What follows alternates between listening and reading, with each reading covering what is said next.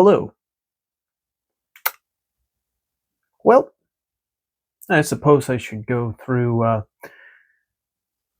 don't know, highlight of things that happened today, maybe? Switch things up a bit? Because going through play by play can get long, dulling, and boring. So let's go ahead and see what were some of the best things that happened today. Well, for starters, it was my day off, so that was great.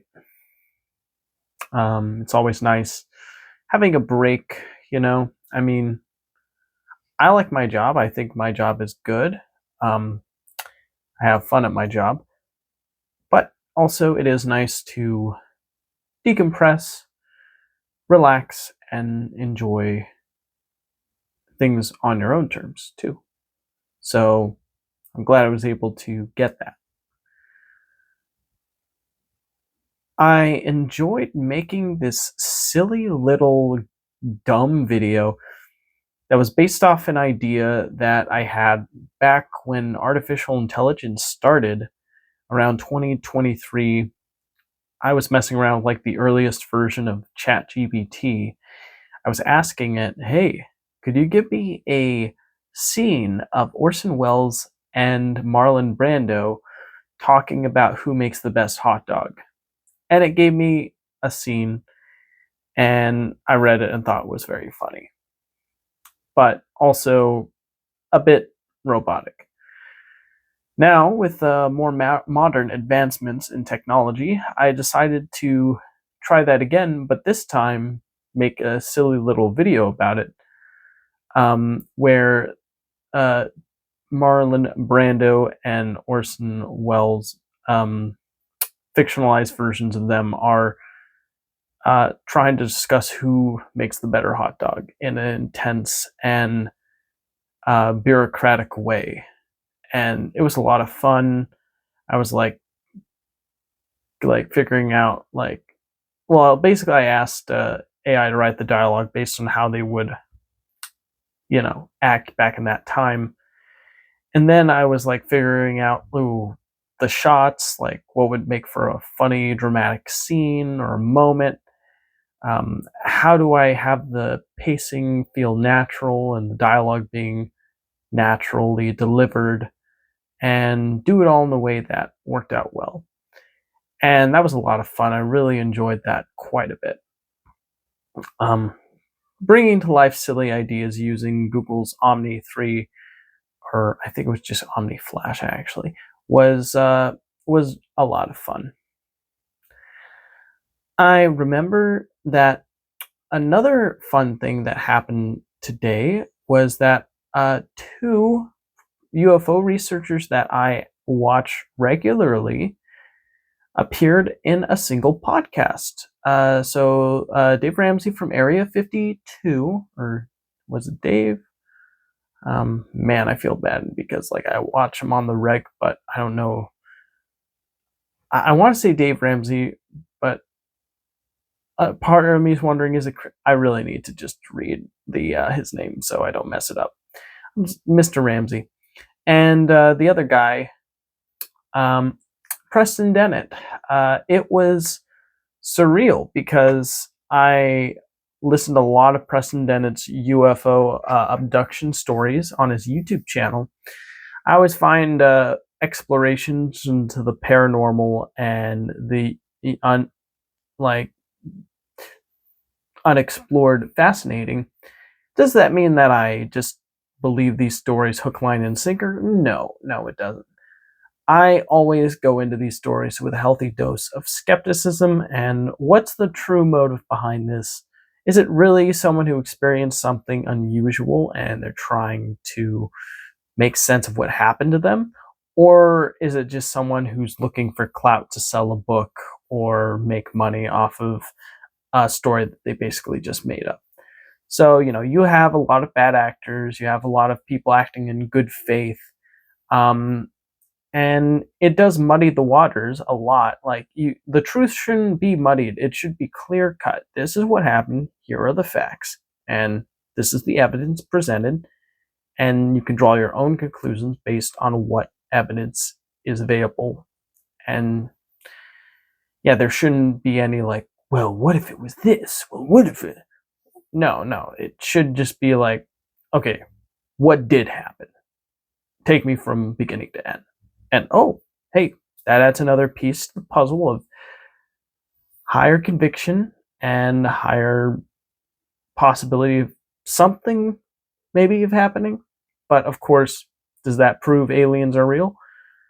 Well, of course, I believe aliens are real in terms of the universe is so expansive that it would be ridiculous not to believe that there is not at least one other intelligent life on another planet out there in the universe to exist. But the other question remains, have extraterrestrial beings visited Earth? Now that's the real kicker, and that's what people debate a lot. Like, and the people that, you know, people say they've seen, like, ooh, Greys, Nordics, reptilians, you have to wonder, like, I mean, are they extraterrestrials? Are they figments of people's imagination? Are they, you know, are they ultra terrestrials, beings that have existed alongside humans that are actually smarter than humans, but because they keep a low profile, like they live underground or under the water or seas, actually, that they're able to operate within their own means and their own environments? I mean, everything's on the table. You can't you can't put all your chips on one possibility. There's a lot that could. The world is a weird place. The universe is a weird place, and you just gotta explore all of the different stories and ideas, and hear everyone out with an open but skeptical mind. I mean, don't go in like just ready to disprove immediately, but go in hearing them out, listening, considering, then cross-referencing with other stories to see if there are any similarities or through lines, and then come to your own conclusion. And that's what I've understood.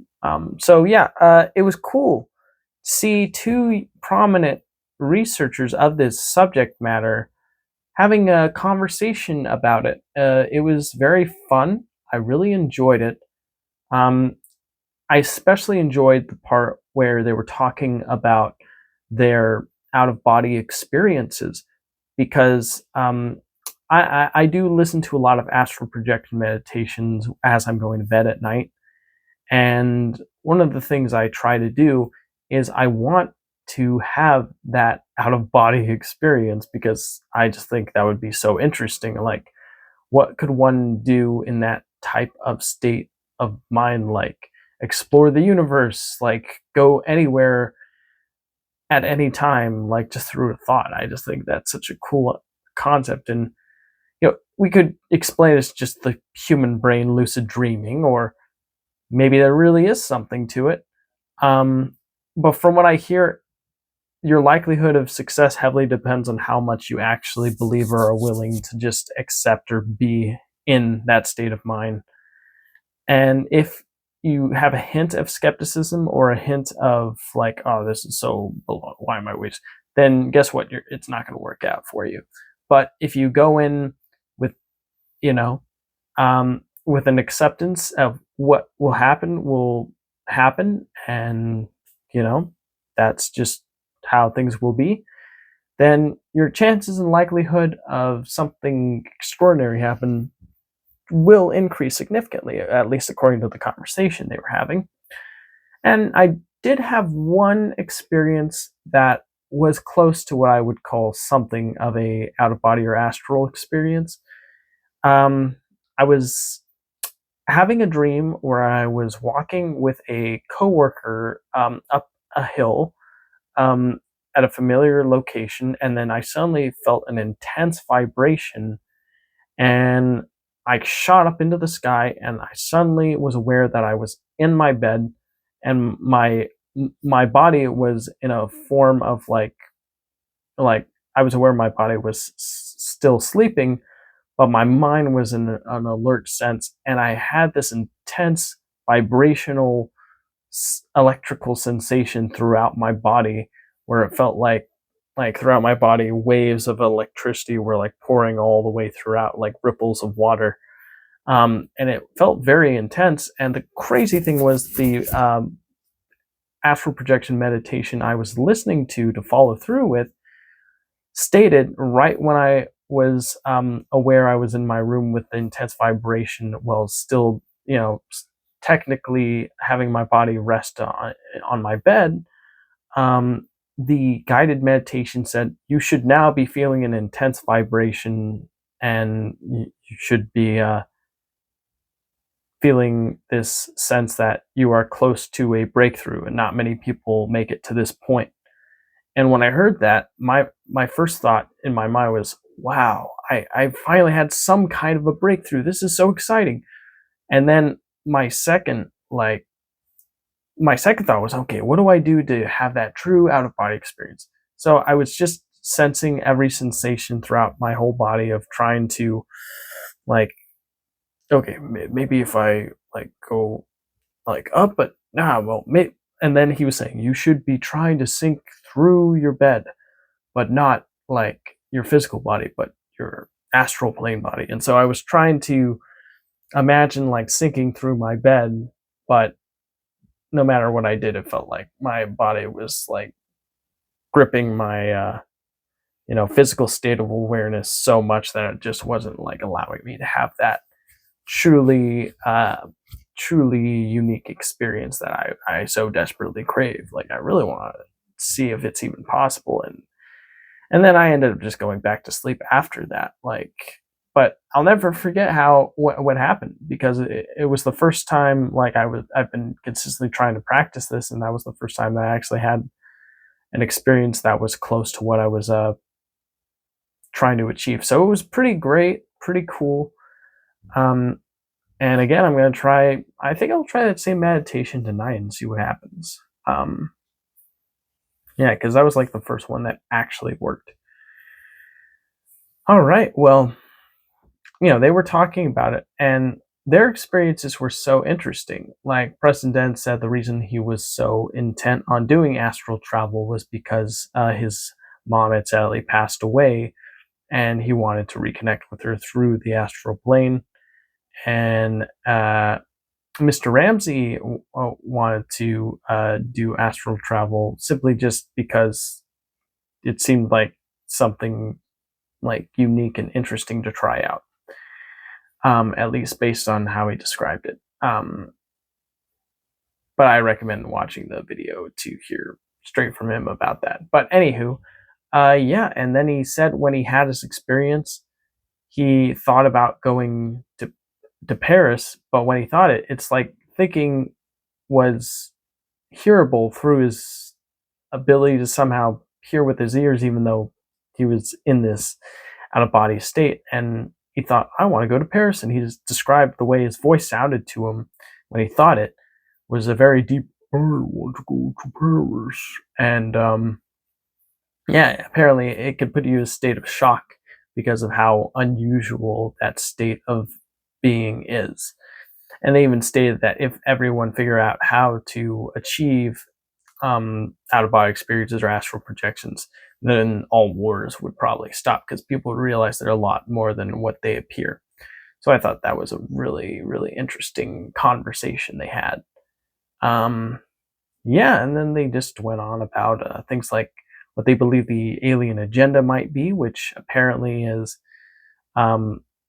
to not intervene with human development, but simply observe human development, and only intervene when it's people that apparently the beings believe will,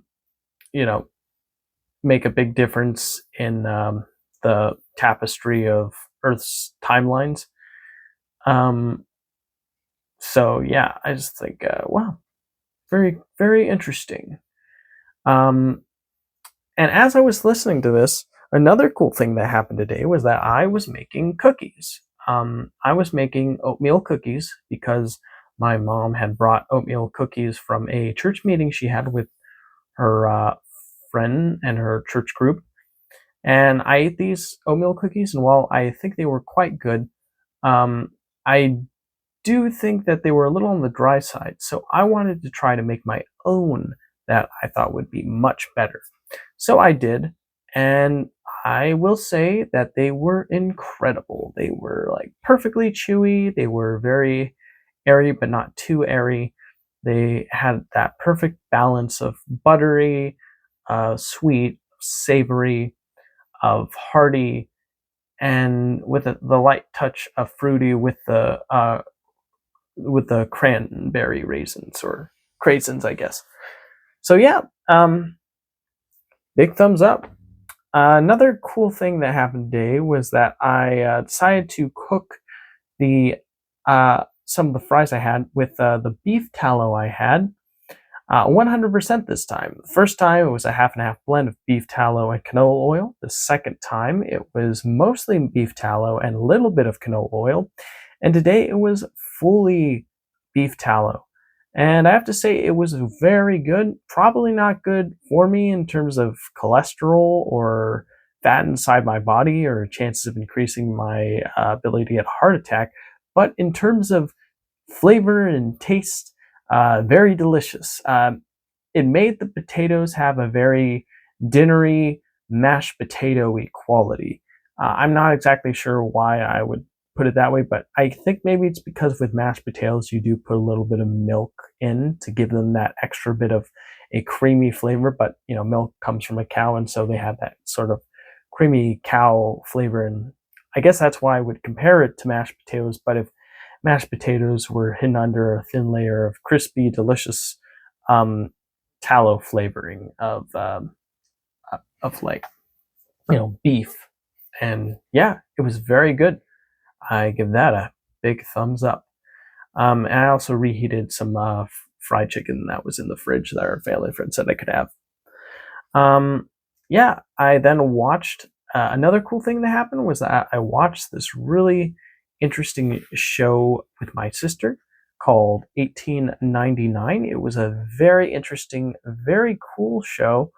I like a good mystery, and I like it when there are certain creepy things implied that aren't immediately like called out or fully explored. There's simply just little breadcrumbs left for the audience to go, that's kind of odd.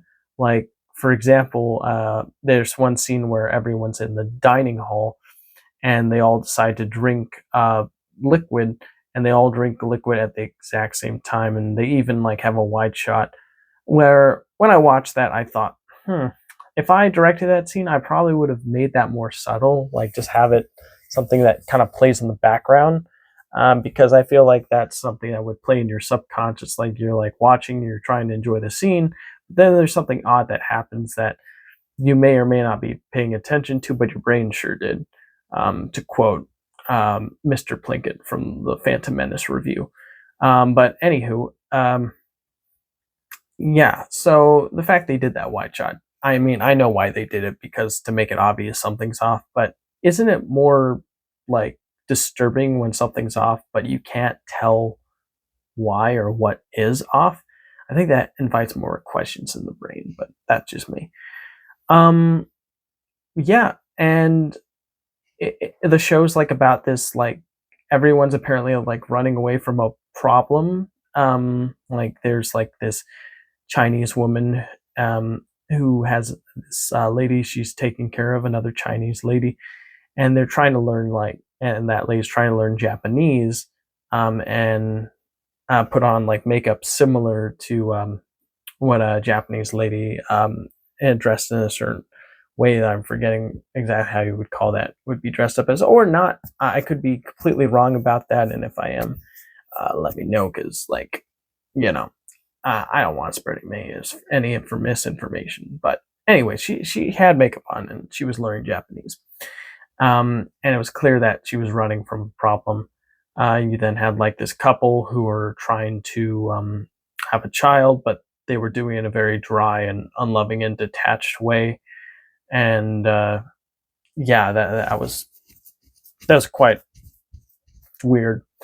But yes, clearly they're like uncomfortable in their situation, and yeah, apparently there's this like boat called the Prometheus that is sending a signal out at sea that the boat that all these people who are trying to run from their problems right now, um, like the captain detects the signal, he decides to take the whole entire group with him, so that way he can rescue any potential survivors of this boat.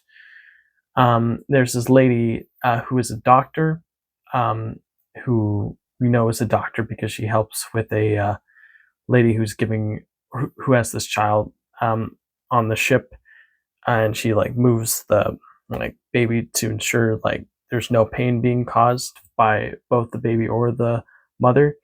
Um, and yeah, so but the doctor and the captain of the ship seemingly like are of equal terms in terms of how they see things, and um, the lady doctor even decides to go with the captain and a small crew onto this boat that's in the middle of nowhere to find out what's going on. And there's so many other subplots that like I could go on and on, but ultimately, my point about this show is that it's clearly setting up a lot of seeds, a lot of through line, a lot of mini stories in one big overarching story, that will probably all feed into the main theme of running from your problems, but your problems will confront you no matter what, and you have to deal with that. And Yeah, it's a very interesting show. I really like it when they were going off into the in their boat to go on the Prometheus, and like yeah, that quiet sort of like ambiance and slow paced way of communicating the story.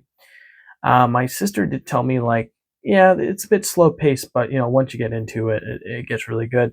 But I thought it was good that it was slow paced. In fact, to me, it was more normal paced than slow paced. Like a slow paced story is something like Solaris, from the guy who directed. I think his name was Andrei Tartakovsky. He's like a really artistic filmmaker who made like a film where everyone, including him, died because of radiation called Stalker. Um, yeah, that movie.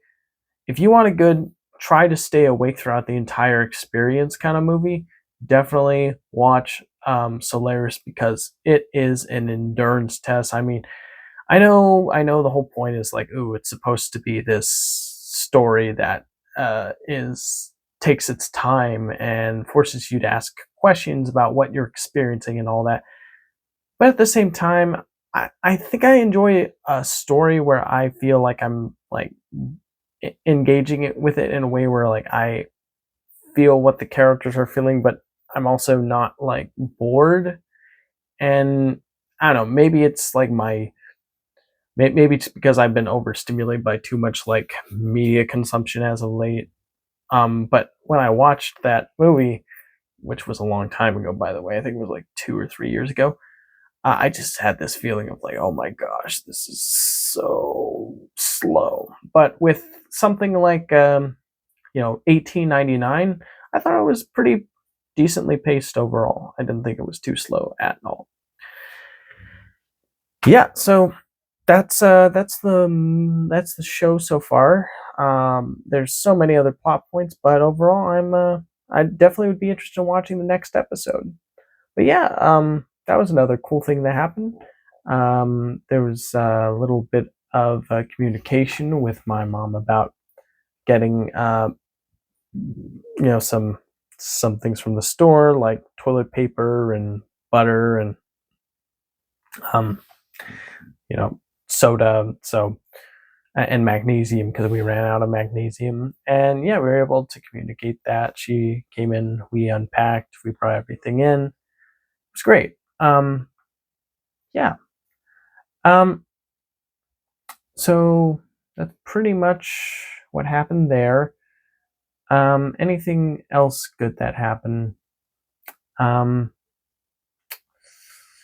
I remember I went on a good walk with my mom. We had a really nice walk. We enjoyed each other's company. We enjoyed the great late summer afternoon weather. And yeah, we had some great conversations. It was very, very, you know, uh, stimulating. So very awesome. And yeah, when we returned, what other cool things happened? What other nice things happened? Um, well, we had some more cookies. That was good. And we were working on a family portrait project, which was a lot of fun.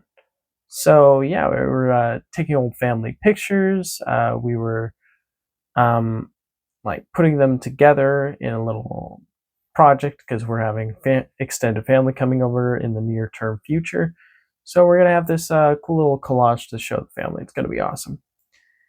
And yeah, those were some of the cool things that happened today. It was very enjoyable. Um, I had a lot of fun with exploring the field of out of body experiences and consciousness with Preston Dennett and Mr. Ramsey. I had a lot of fun with making those delicious oatmeal cookies. They were very good. I had a whole lot of fun watching that 1899 show with my sister. So much mysterious stuff, so much to uncover. Definitely looking forward to exploring more of that. And yeah, and had a great time hanging out with my mom. So overall, I'd say today was quite a win, and looking forward to my next day off, which is actually tomorrow. So yeah, there's just it's going to be a good day off, much like today was, and looking forward to it. So that's pretty much all I gotta share. I guess other good things: self maintenance, took my vitamins and brushed my teeth. Um, kept up to date with my video updates. Yeah, that's it. Thank you so much for watching. I very much appreciate it, and I will see you in the next one. Take care, everyone, and have a good night.